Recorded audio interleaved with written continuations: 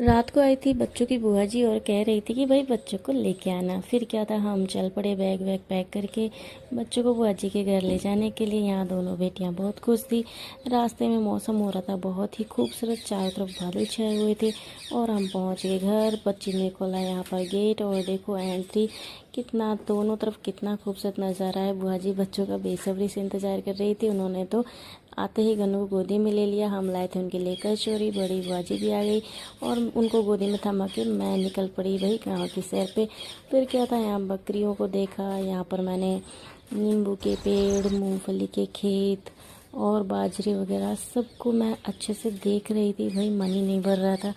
मैं सोच रही थी इधर भी देख लूँ उधर भी देख लूँ, क्या क्या देखे भाई। चारों तरफ खूबसूरत नज़ारे दिखाई दे रहे थे।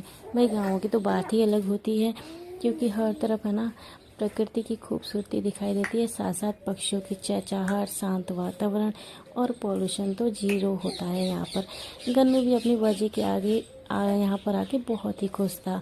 और यहाँ पर भाजी जो है ना सभी को पानी पिला के पानी पीने के लिए दे रही थी और साथ ही कर रहे थे खाने की तैयारी।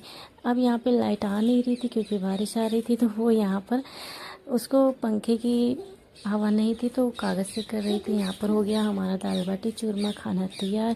खा पी के बुआजी कर रही थी अपने गन्नू को लाड़ प्यार। ये देखो वो भी कितना खुश था यहाँ पे शांत वातावरण में, खुली हवा में, बहुत ही खुश था। उसका मन लग रहा था।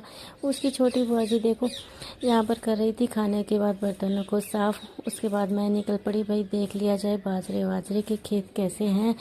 और ये देखो गन्नू तो अपनी बुआजी को छोड़ ही नहीं रहा है और बुआजी के साथ खूब घूम रहा है, एंजॉय भी कर रहा था।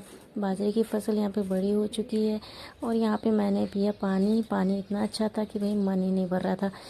हेल्प तो क्या कर रही थी, लेकिन मैं भी देख रही थी भाई कैसे कैसे काम किया जाता है। फिर हम चले गए खेत में, कुछ फ़ोटो वोटो हो जाए। भाई कभी खेतों में मैंने कटाई उटाई तो नहीं की, लेकिन फाइनली आज मैंने हथियार उठा ही लिया।